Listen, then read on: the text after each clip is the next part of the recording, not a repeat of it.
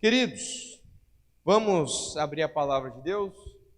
Abram, por favor, em Neemias, capítulo de número 5.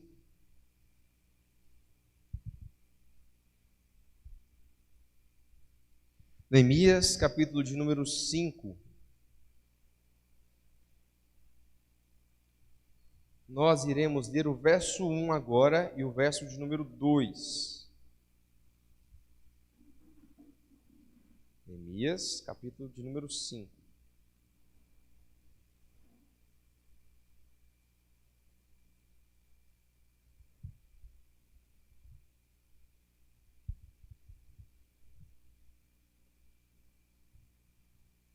Verso 1 e verso de número 2.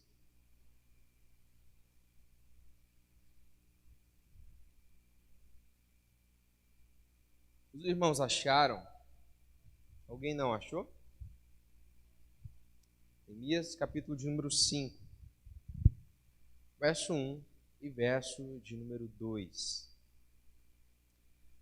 Diz assim a palavra do Senhor: Foi grande, porém, o clamor do povo e das suas mulheres contra os judeus, seus irmãos, porque havia os que diziam: somos muitos, nós, nossos filhos e nossas filhas, que se nos dê trigo para que comamos e vivamos. Amém. Vamos orar mais uma vez. Feche seus olhos e oremos. Pai, a tua palavra foi lida. Em especial, nós te pedimos sabedoria, discernimento. Nos transforme, Pai, conforme a tua palavra e nos ajude a entendê-la. Aplique ela no nosso coração e que realmente possamos ser transformados com a exposição da tua palavra. Que toda abobrinha e toda balela, Pai, não seja de ênfase no nosso coração, mas sim tudo aquilo que provém do Senhor. Transforma as nossas vidas, nos molda em pessoas melhores, em pessoas agradáveis ao Senhor. Porque sem o Senhor, sem a tua palavra, sem a tua presença, nós somos mais do que miseráveis. Precisamos do Senhor. Em nome de Jesus. Amém. Meus irmãos, para aqueles que estão chegando agora, nós estamos pela manhã fazendo uma exposição no livro de Neemias. E pela noite nós estamos em Gálatas. Nós já estamos no capítulo de número 5, mas fica tranquilo, eu sempre vou tentar fazer um breve resumo ali no início, para que você se sinta localizado no texto. Mas hoje, em especial, nós estamos lidando com algo que todos nós conhecemos, sendo que isso já foi escrito há muito tempo atrás. Lembrando que não foi Neemias que escreveu Neemias, e sim Esdras, que fez uma grande pesquisa e conseguiu achar ali os diários pessoais de Neemias, e assim ele propagou todo aquele conteúdo para que as pessoas soubessem de como a cidade de Jerusalém foi reconstruída.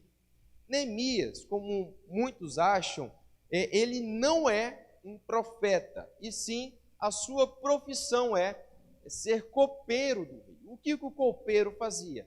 Ele experimentava as bebidas antes do que o rei tomasse, para que não existisse a possibilidade do rei ser envenenado. Mas também Neemias, pela graça de Deus, ele foi erguido como o governador de Jerusalém e responsável ali pela reconstrução da cidade. Não foi feita uma eleição, foi o próprio Deus que colocou ele lá, e assim foi feito. Porém, quando Neemias começou a restaurar, a reerguer Jerusalém, apareceu ali alguns inimigos, e dentre eles, como foi mencionado, vou parar de andar. E como foi mencionado anteriormente, alguns homens que estavam andando ali e não queriam a reconstrução ou restauração de Jerusalém. Pelo fato de Jerusalém ser uma cidade bem localizada e ser um grande polo, tanto no comércio como também no quesito geográfico. Então eles não queriam que Jerusalém fosse reconstruída.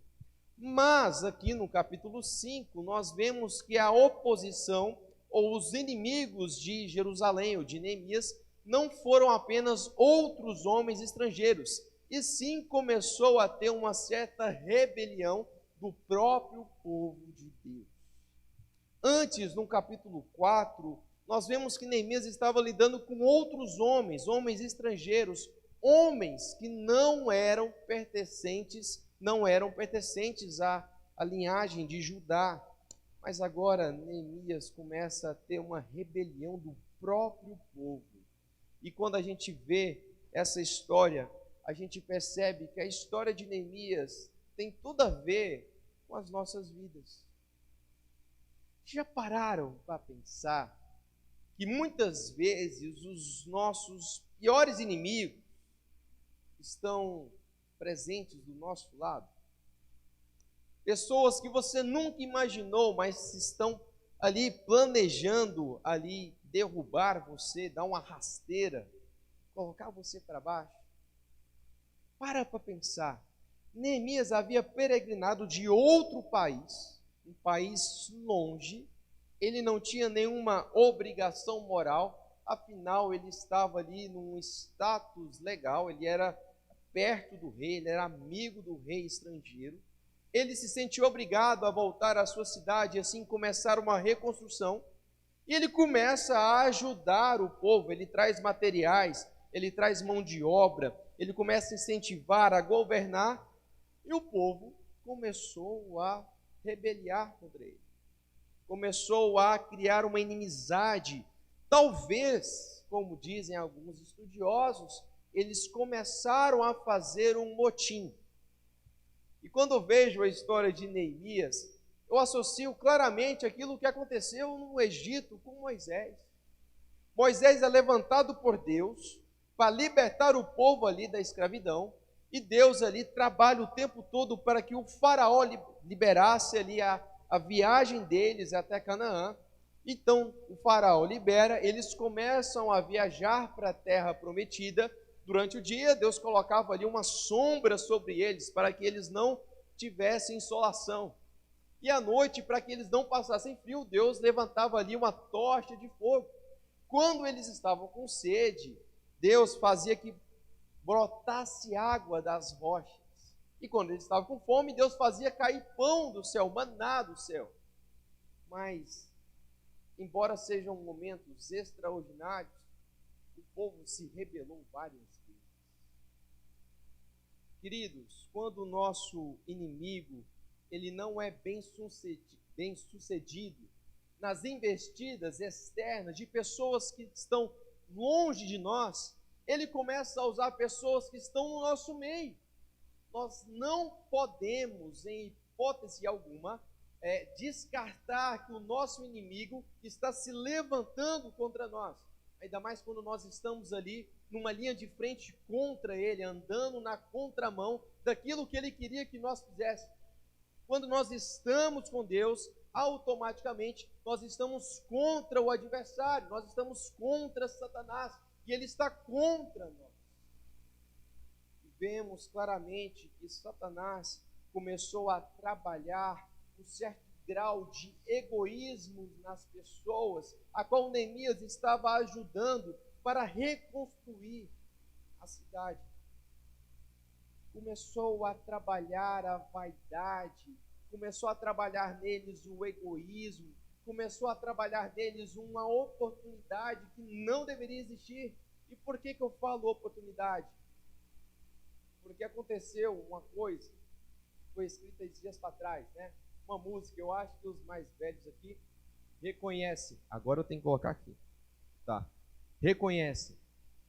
Já escutaram aquela música profana? Que é assim, ó, bom, xibom, bom, bom, bom, bom. Já escutaram?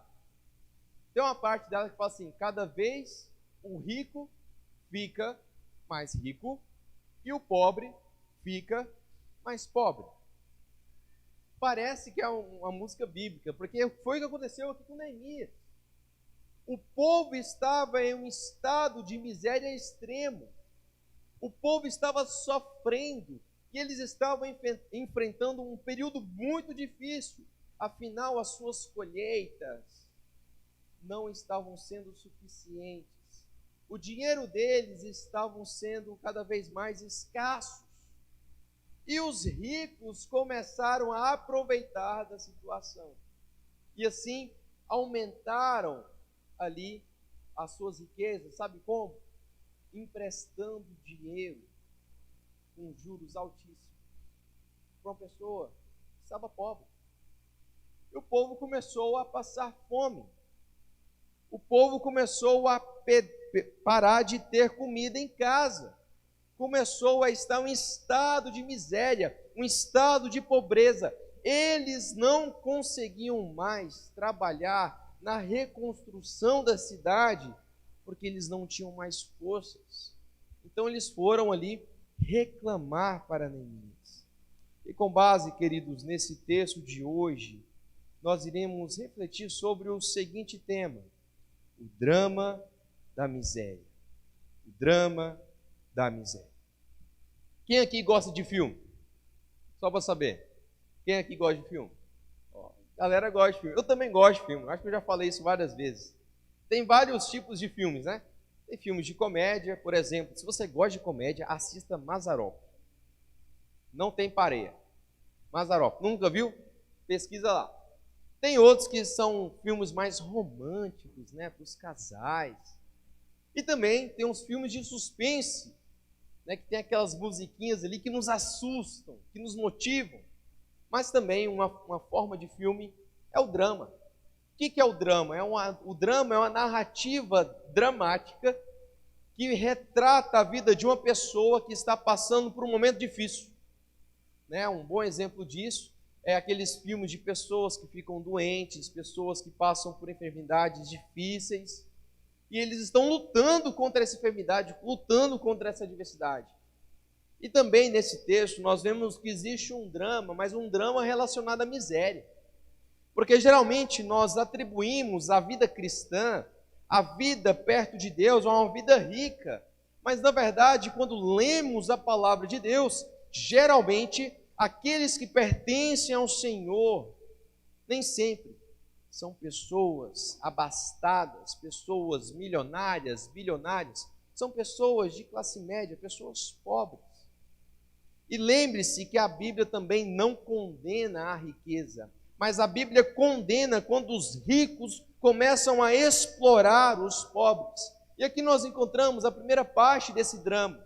Os ricos, com a oportunidade de crescer as suas riquezas, começaram a emprestar dinheiro ali para os pobres. Vamos ler novamente o verso 1 até o verso de número 5.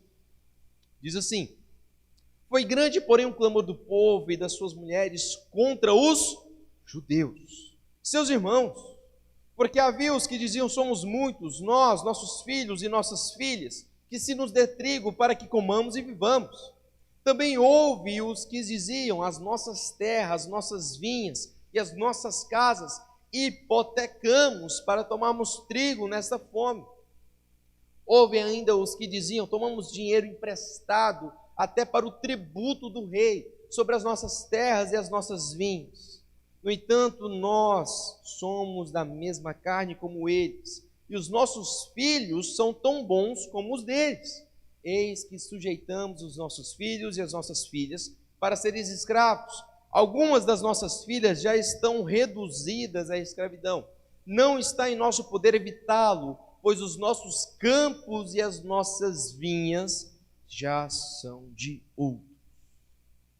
O povo estava enfrentando um estado de miséria tão grande que eles começaram a ficar endividados com os empréstimos que eles faziam para que tivesse comida em casa. Alguns começaram a hipotecar ali as suas casas, as suas terras, as suas posses, como uma forma de garantia de pagamento, caso eles não honrassem com seus compromissos.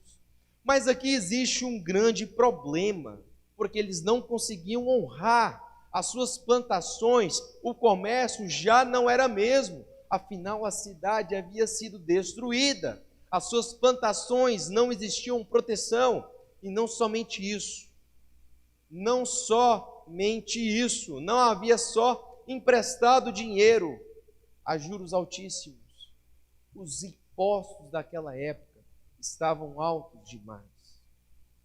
embora alguns estudiosos afirmam que não passava ali de 20%, mas 20% para quem não tem nada é muita coisa.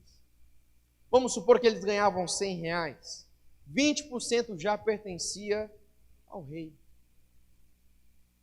E se R$100 é pouco dinheiro, imagina a miséria que eles tinham. Afinal, eles não tinham muito dinheiro. Eles não somente começaram a pegar dinheiro emprestado, a hipotecar as suas posses, como o estado de miséria chegou a tal ponto que eles começaram a se vender e vender os seus filhos e filhas como escravos para pagar as suas despesas. Meus irmãos, este estado de miséria, essa pobreza miserável, estava acontecendo com o povo de Deus.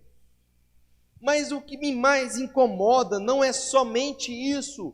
Porém, o que me incomoda é que os ricos judeus pertencentes a Jerusalém não estavam ajudando, estavam enriquecendo.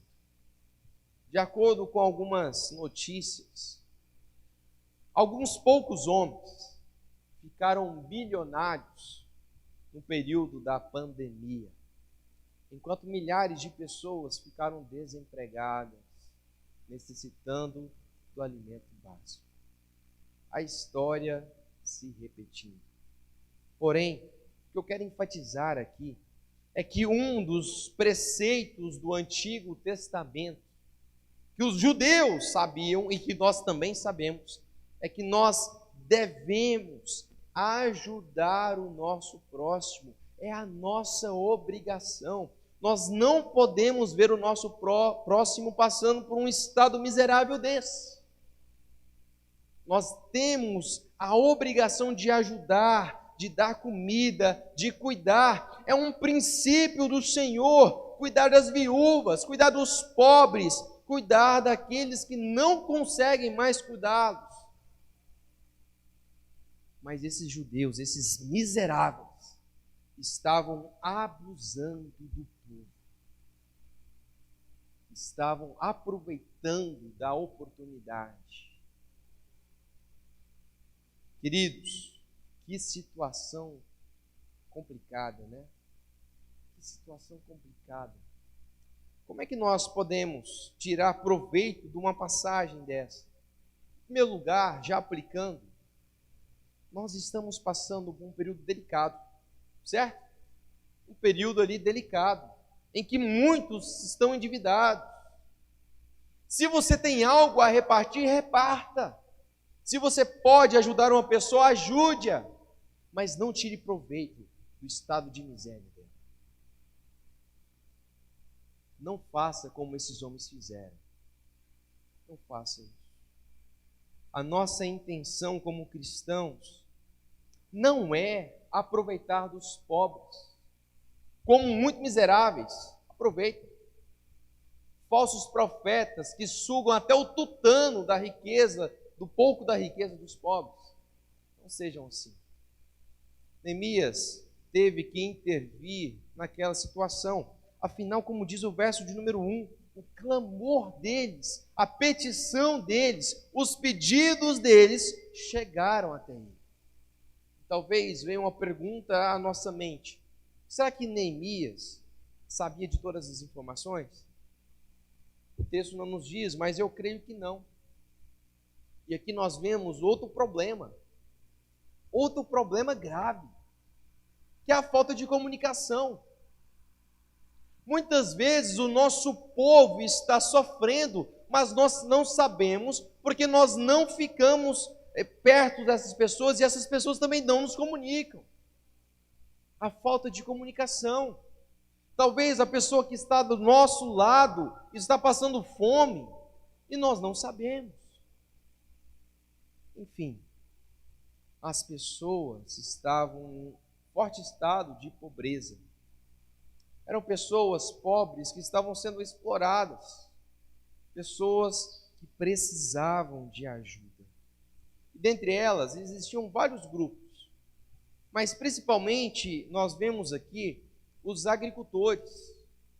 embora houvesse também os comerciantes e também os pastores, mas principalmente aqui os agricultores, porque a Bíblia nos ensina aqui que eles hipotecaram as suas terras.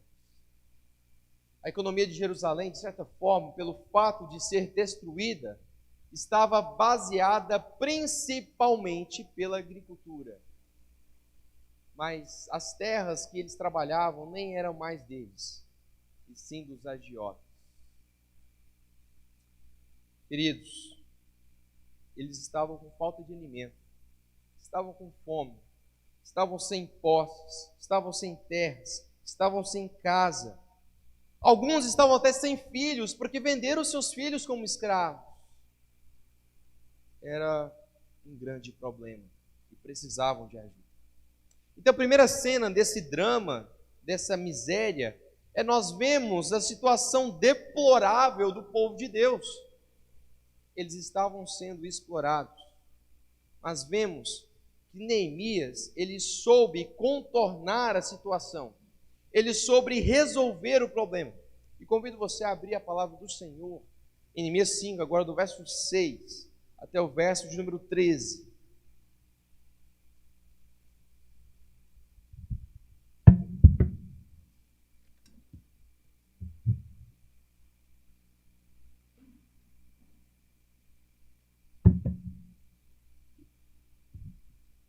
Neemias 5, do verso 6 até o 13, diz o seguinte: ouvindo eu, pois, o seu clamor e essas palavras, muito me aborreci. Depois de ter considerado comigo mesmo, repreendi os nobres e magistrados e lhe disse: sois usurários, cada um para com seu irmão, e convoquei contra eles um grande ajuntamento, a aglomeração aqui acontecendo. Disse-lhes: nós resgatamos os judeus, nossos irmãos, que foram vendidos a gente segundo as nossas posses, e vós outra vez negociareis com vossos irmãos, para que sejam vendidos a nós. Então se calaram e não acharam o que responder. Disse mais: não é bom o que fazeis. Porventura não deveríeis andar no temor do nosso Deus, por causa do opróbrio dos gentios, os nossos inimigos? Também eu, meus irmãos e meus moços, lhe demos dinheiro emprestado e trigo, demos de mão a esse empréstimo. E restituí-lhes hoje, e vos peço, as suas terras, as suas vinhas, os seus olivais e as suas casas, como também o centésimo do dinheiro, do trigo, do vinho, do azeite, que exigistes deles. Então lhes responderam: restituir-lhes-emos, e nada lhe pedimos. Faremos assim como dizes. Então chamei os sacerdotes e fiz jurar que fariam segundo prometeram.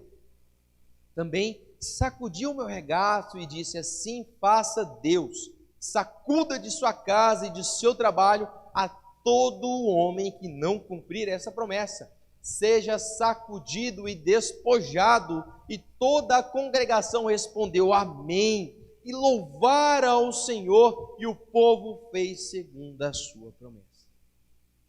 Primeiro nós vimos um estado deplorável de pobreza, uma miséria, um estado de calamidade pública. Depois nós vemos Deus levantando um homem para que resolvesse a situação. E queridos, uma coisa é enfrentar inimigos estrangeiros, como Neemias estava enfrentando, mas agora ele estava lidando com pessoas do seu povo, a qual ele governava. E o que eu acho legal é que Neemias se aborreceu. E talvez aqui nós precisamos aborrecer como ele se aborreceu. Geralmente nós atribuímos a ira, a raiva, a coisas malignas, mas a própria palavra nos ensina que existe uma forma santa de fazer isso.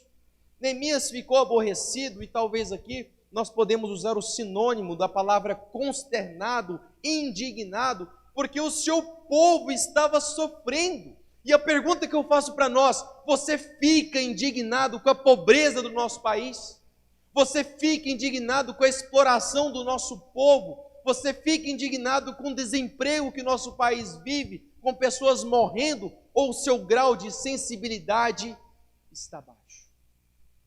O problema é que quando nós não temos Jesus nas nossas vidas, a nossa sensibilidade não existe. Nós só pensamos em nós mesmos, nós não pensamos no nosso próximo. Mas a vida cristã é uma vida que é baseada na indignação santa, que nós não somos conformados com este mundo, afinal nós somos transformados para transformar esse mundo. O cristianismo, ele não pode ser baseado num estado de acomodação, de apenas vir à igreja. Se você faz isso, você está errado. Eu estou errado. E muitas vezes eu estou errado porque eu sou assim, mas eu não posso ser assim. A minha vida não é baseada naquilo que eu quero, mas assim aquilo que a palavra diz. Deus levantou um homem para que mudasse a situação. Da mesma forma, Deus pode levantar você. O nosso país sofre, o nosso povo está clamando por ajuda, e nós vamos dizer: eis-me aqui, usa-me. Nós faremos a diferença como Neemias fez. O que eu acho interessante deste texto, que Neemias não somente se aborreceu, mas ele se levantou contra homens poderosos. A Bíblia nos relata que eram nobres, que eram magistrados, que eram a suprema corte de Jerusalém, uma pequena porção da cidade. E Neemias não era um homem rico, mas Neemias era um homem ousado, e talvez aqui nós precisamos aprender com a sua ousadia. Se nós estamos vendo que os ricos estão explorando os pobres, nós vamos nos levantar contra eles, mas não para bater de frente e humilhá-los, mas para que Deus use a eles, que ajude o povo. Neemias instigou e incentivou para que aqueles homens tivessem um bom senso e fossem verdadeiros homens de Deus. E devolvesse aquilo que deveria ser devolvido, pagasse aquilo que foi emprestado, entendesse que isso era a vontade de Deus. Neemias se levantou contra eles, porque somente assim o problema ele seria resolvido. O que aconteceu? Quando nós somos usados por Deus, e Deus está com nós, a situação será mudada. Era impossível a reconstrução de Jerusalém se o povo passasse fome. Não teria sentido o povo estar trabalhando se não aguentava trabalhar. Não teria sentido a cidade ficar pronta se não tinha ninguém para morar naquela cidade. Queridos, precisamos considerar as circunstâncias. Mas por que Neemias teve essa atitude? Eu considero essa atitude de Neemias baseado na vida de oração que ele tinha. Nós já vemos aqui várias vezes, estamos no capítulo 5, que Neemias orava em todo o tempo. Talvez a nossa inércia está associada à nossa falta de oração. A nossa acomodação está associada à falta de falar com Deus. Quanto tempo que nós oramos por dia? Talvez a resposta nos deixa envergonhados. A Bíblia nos ensina a orar em todo tempo. Só que nós estamos acomodados a orar apenas antes do almoço, ou antes de dormir, ou apenas falar bom dia para Deus. Neemias não era assim. E talvez fazendo uma citação de Provérbios, nós entendemos o que aconteceu aqui. Provérbios capítulo 16, verso 32, diz o seguinte: melhor é o longânimo do que o herói da guerra, e o que domina o seu espírito do que toma uma cidade. Deus está dizendo para nós que nós não precisamos ser homens ou mulheres, heróis ou heroínas. Estamos ali no topo, sendo pessoas com status árduo ali de cima, pessoas referenciais. Mas a Bíblia nos ensina a ser longânimos, pacientes, que domina a nós mesmos. Eu tenho que aprender muito com esse texto, principalmente quando eu estou dirigindo. Quando o irmãozinho entra ali na nossa frente, E ainda tem coragem de falar mal da minha mãe. Não, não tenho que pegar esse cara e quebrar ele. Embora a vontade seja minha. Mas eu tenho que fazer a diferença para que esse cara não faça isso. Embora Neemias usou o seu status político, nós podemos usar o nosso status de cristão. E se nós somos verdadeiros cristãos, devemos entender a responsabilidade que temos de fazer a diferença no nosso país. Chega de ser acomodado. Chega de apenas sermos simpatizantes com a causa do Evangelho. Chega de apenas vir aos cultos de vez em quando, porque se for na escola dominical, não, deixa eu dormir mais. Chega disso. Sejamos verdadeiros servos.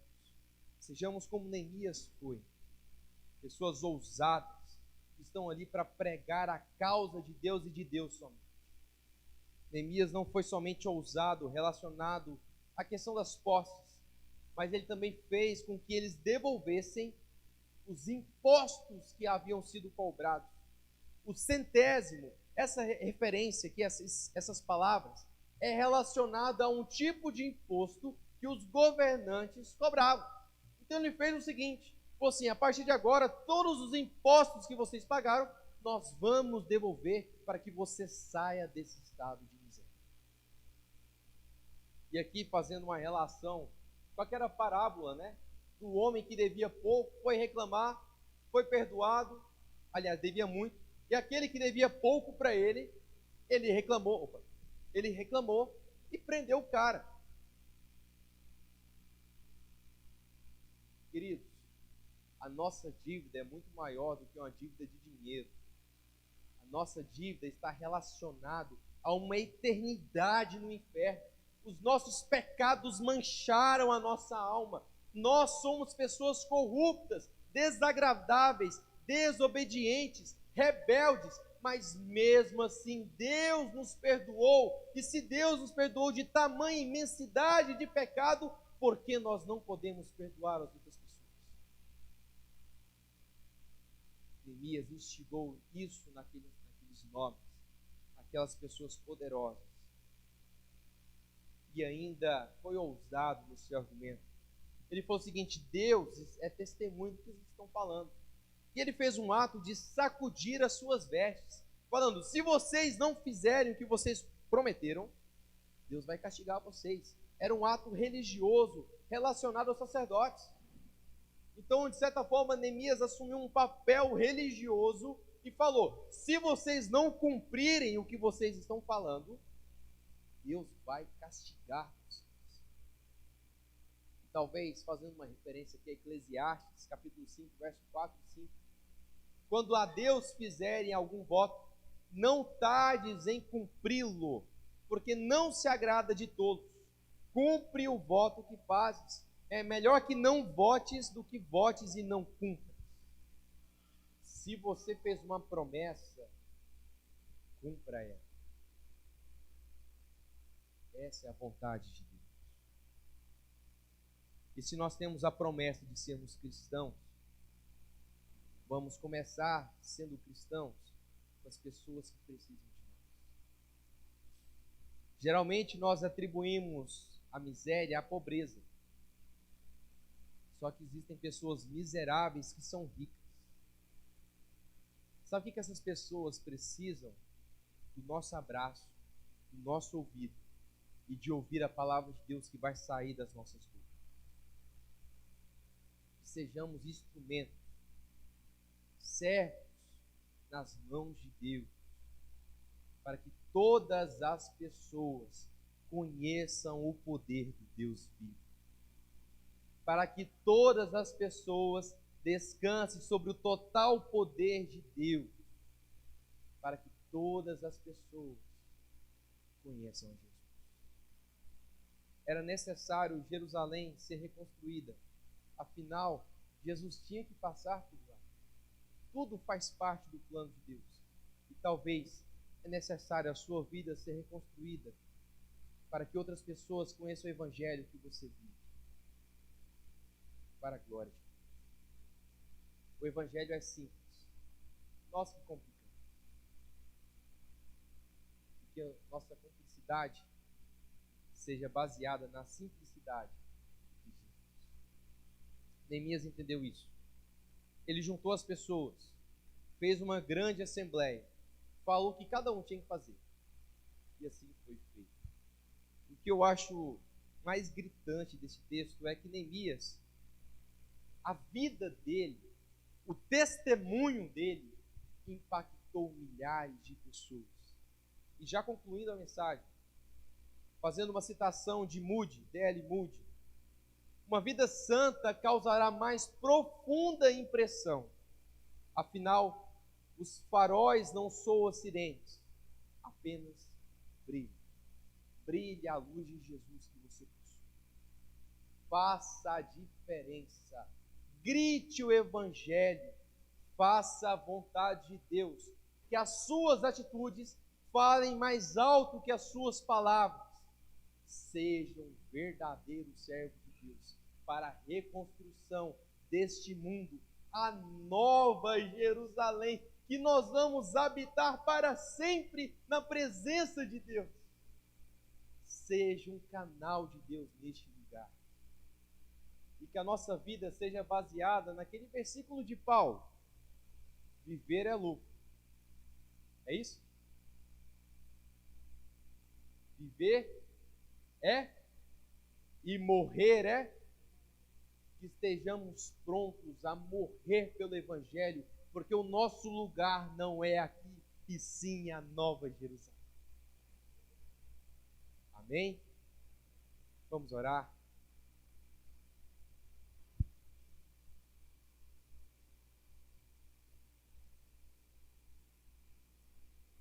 Pai, tua palavra foi lida e exposta.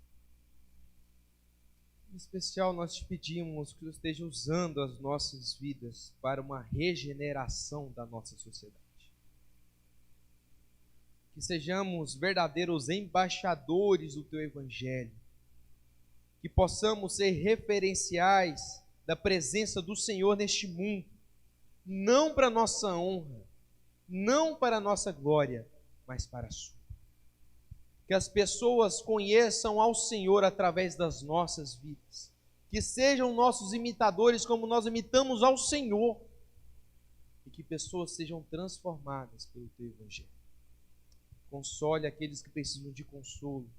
Abraça aqueles que precisam do teu abraço. Nos ajude, Pai, a realmente abraçar e consolar as pessoas. E falar da tua palavra para aqueles que mais precisam. Essa é a nossa oração. Em nome de Jesus. Amém? Amém. Queridos, vamos ter a oportunidade agora de ceiarmos juntos. Convido os presbíteros a estar à frente.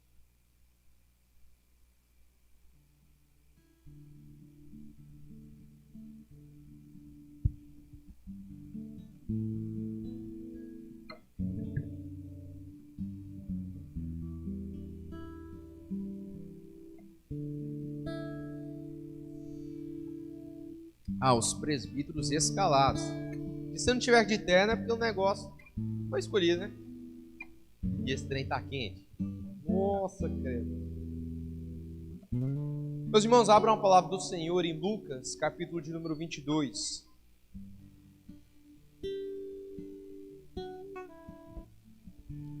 Diz assim o verso 19 e verso de número 20. Lucas 22, verso 19. Verso de número 20.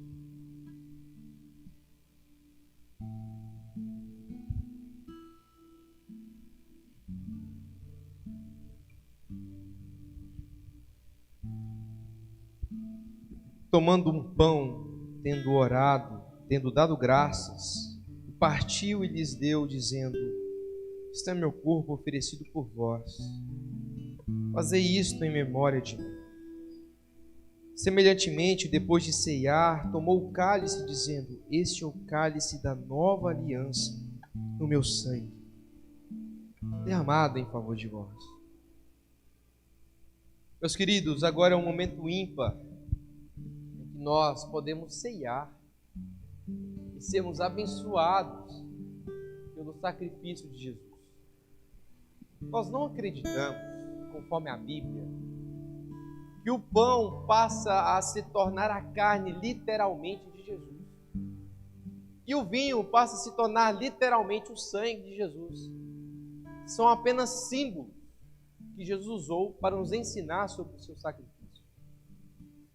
Nós acreditamos que Jesus não somente está presente através da tua palavra, mas também está presente através do teu Espírito. Ele está no céu esperando a gente, preparando um lugar para nós. Mas à medida que quando nós ceiamos, nós lembramos do sacrifício dele e adoramos, pedimos perdão a ele e somos abençoados com o seu perdão, com a sua graça, com o seu sacrifício. É um momento que nós somos abençoados, especialmente por Deus. Antes de você ceiar, não perca a oportunidade de pedir perdão pelos seus pecados. Não perca a oportunidade de adorar Jesus, de reconhecer como o seu único e suficiente Salvador. Aproveite este momento. Os presídios vão entregar os elementos. Pegue seus elementos. Se você tiver fazer parte de alguma igreja evangélica também, se sinta à vontade, estiver em plena comunhão com ela. A ceia não é da nossa igreja, de todas as igrejas. E espere para que todos juntos participemos. E ore, por favor, ore. Não perca essa oportunidade. Amém?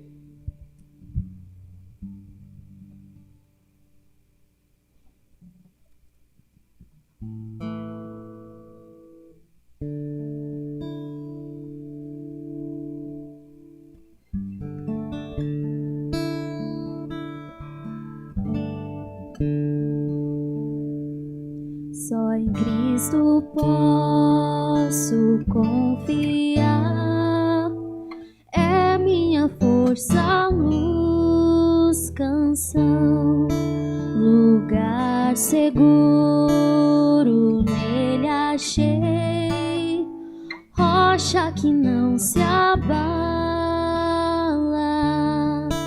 que grande amor em Cristo há, profunda paz posso encontrar, Consolador, meu tudo enfim, nele eu vou permanecer.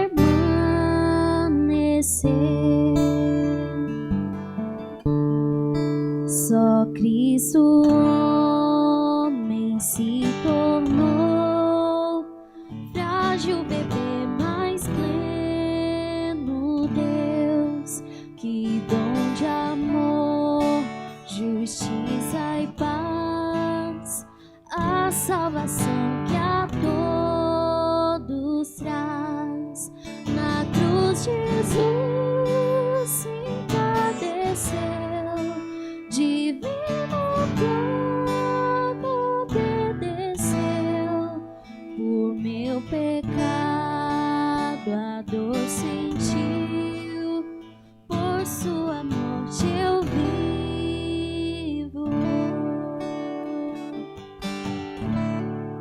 Seu corpo inerte ali ficou, luz que ante as trevas se apagou, glorioso dia então surgiu, vivo ele está, ressuscitou,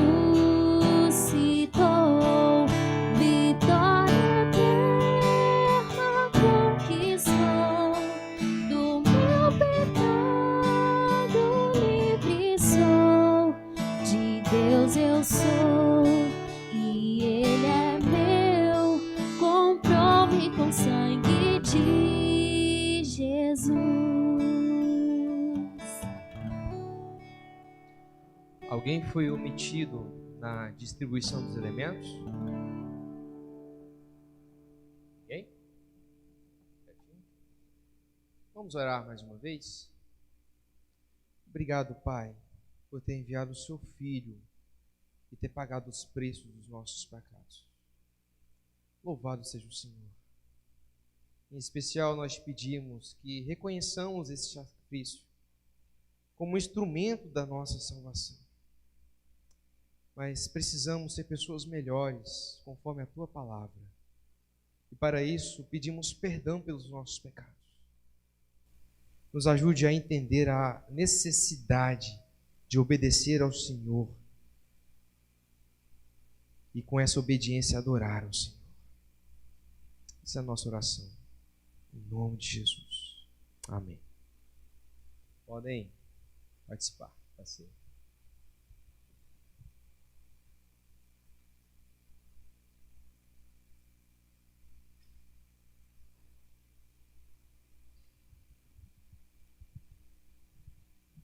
Os irmãos podem se sentar.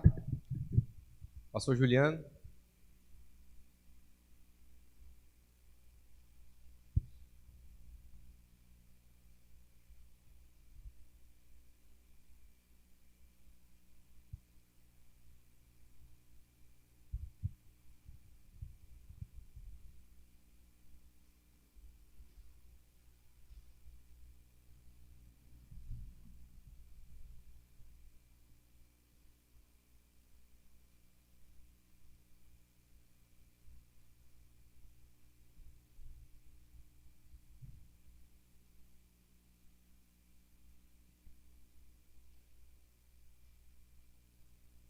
Irmãos, nós estamos por finalizar o nosso culto. Se eu ficar aqui, dá? Nós estamos por finalizar o nosso culto. Louvamos a Deus por essa oportunidade que Ele nos dá de estarmos juntos. Hoje à noite, da mesma forma, estaremos juntos, expondo Gálatas 2, de 11 a 14. Então, você que foi escalado pode vir. Se você ainda ficar com aquela vontade, a minha vontade é de falar, venha também, mas a gente ainda está restrito ainda o número de pessoas aqui no nosso culto. Eu queria nessa oportunidade, terminando o nosso culto nessa manhã, chamar todos os meus presbíteros aqui, os que estão de farda e sem farda. É porque hoje farda e sem farda, é porque nós escalamos presbíteros para a ceia pela manhã e a ceia à noite. Esse final de semana nós estamos comemorando o dia do presbiteriano. Eu queria chamar meus presbíteros aqui para que possamos orar por eles.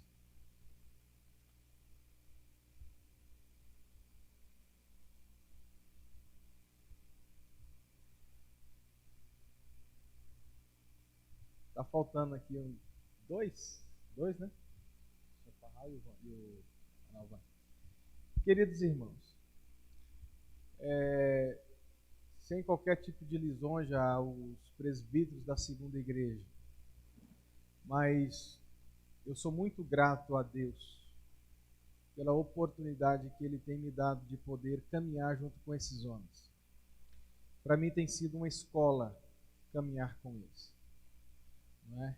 É certo que muita coisa eu tenho aprendido com eles. Eu digo para eles constantemente, quando chegamos em alguma coisa na reunião do conselho, eu digo a eles, gente, eu não sei. Eu não sei lidar com isso. Como podemos fazer? E a segurança de todo pastor é quando olhamos para o lado e conseguimos enxergar homens fiéis, tementes, crentes, que nos dá segurança para trabalhar. Eu, diante da igreja, tenho presenciado o bom trabalho desses homens, e o que mais me alegra, é ouvir bom testemunho dos de fora a respeito do conselho da segunda igreja. E hoje eu entendo que uma parcela considerável do sucesso da igreja depende do seu conselho, dos seus presbíteros. Então eu gostaria muito que você pudesse orar por esses irmãos hoje, agradecendo a Deus pela vida deles. E também pedindo a Deus para que eles guardem o coração, para que não venham tropeçar no pecado e, consequentemente, envergonhar o nome do Evangelho e o nome da segunda igreja. Ore por suas famílias. ore pelas suas esposas, filhos, para que Deus sustente todos eles. Nós vamos orar, agradecendo a Deus pela vida desses queridos irmãos e rogando a Deus ainda que sustente a vida de todos eles. Senhor, eu quero agradecer profundamente o Senhor pela vida de cada presbítero da Segunda Igreja Presbiteriana de Rio Verde. Obrigado porque o Senhor levantou homens aqui dentro para governarem, ó Deus, a tua igreja, para serem pastores do teu rebanho. Obrigado, ó Deus, por cada vida, Deus, por cada vocação individual que esse conselho tem. Porque na multiplicidade de vocações, o Senhor tem abençoado essa igreja. O Senhor tem feito com que a igreja prossiga em seu propósito e em sua missão. Ó Pai, nessa manhã eu queria rogar para que o Senhor sustente a vida de cada presbítero. Ajude-os, ó Deus, não apenas no cuidado do rebanho, mas como Paulo uma vez falou a Timóteo, para que eles cuidem primeiramente de si mesmo, para depois cuidar do rebanho de Cristo. Guarde o coração desses homens, para que eles não venham a tropeçar na fé e, consequentemente, manchar o nome do Evangelho, manchar o nome da igreja a qual eles representam. Cuide de cada família, cuide das esposas, que de forma indireta também recebe, ó Deus, a pressão de ter um esposo nesse ofício. Cuide dos filhos, para que eles não sejam cobrados além daquilo que deve ser cobrado. Ó Deus, cuide dessa igreja através desses homens. Nós oramos com gratidão em nosso coração e fazemos isso no nome de Jesus. Amém. Amém. Deus abençoe, gente. Helena, cadê Helena? Traz a Helena aqui. Eu não vou fazer hoje o ritual do Rei Leão com ela, porque por causa do corona e porque ela ainda está muito molinha. A primeira vez que eu fiz o ritual do Rei Leão com a criança assim foi com a Rafaela. Acho que alguns se lembram aqui. Ela quase caiu para frente. Depois daquilo eu deixei a menina ficar mais dura para eu fazer o ritual.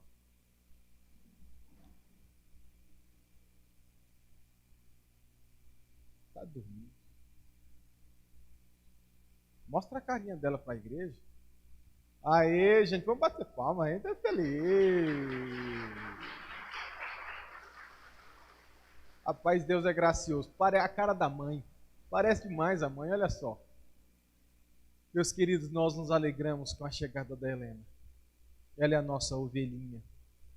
E ela faz parte dessa igreja. A Helena tem uma igreja na vida dela. A segunda igreja é a família dessa criança. E que vocês tenham sempre o cuidado de criá-la nos caminhos do Senhor. Pode trazê-la para cá. É melhor que ela venha para correr no pátio, correr aqui na igreja, do que ficar em casa, principalmente no domingo de manhã dormindo. Traz dormindo, não tem problema. A igreja é o lugar das crianças. As crianças precisam sentir alegria, prazer em vir para a igreja. Prazer em vir para a igreja. E nós precisamos proporcionar a alegria e o prazer das crianças na igreja. Às vezes nós temos que parar de ser um pouco turrão. Mas vai ficando velho, ficando turrão, não aguenta menino. Deixa os meninos correr. Deixa os meninos brincarem na igreja. Sabe qual que é o meu sonho? O pastor já vai... O meu sonho um dia é que nós tenhamos, depois que a gente fizer tudo o que precisamos fazer aqui no templo, o nosso engenheiro já está aqui, já vai pensando, já vai bolando nisso. A gente tem um espaço de playground para as crianças aqui na igreja. Olha que coisa boa. Entendeu? Acabou o culto. O menino vai ficar chorando na barra da saia da mãe, querendo ir embora. Vai brincar. Deixa a mãe e o pai conversar, tomar café. Olha só que vai ser legal esse negócio. Vamos fazer naquele canto ali um playground, balanço, escorregador, tudo para menino, pula-pula, piscina de bolinha, olha só. Entendeu? Não quero perder minhas crianças. Vamos orar pela Helena. É nossa ovelhinha. Senhor Deus, dê graça para que Helena ame ao Senhor Jesus Cristo acima de todas as coisas. Que ela ame ao Senhor Jesus acima do amor aos pais dela. E, ó Deus, que os pais possam, ó Deus, ter o compromisso de criar Helena nos caminhos do Senhor, de ser exemplo de vida e piedade para a vida dessa criança. Que ela ame vir à igreja, que ela ame a igreja de Jesus Cristo com todos os seus defeitos e falhas. Ajude ela no seu desenvolvimento espiritual também. Nós colocamos essa família diante do Senhor e fazemos isso no nome de Jesus. Agora, amados irmãos, idem em paz, que a graça, que o amor e que a comunhão de Deus Pai, Deus Filho e Deus Espírito Santo estejam com todos vocês, hoje e para todo sempre. Amém. Deus abençoe. Tenha uma boa semana.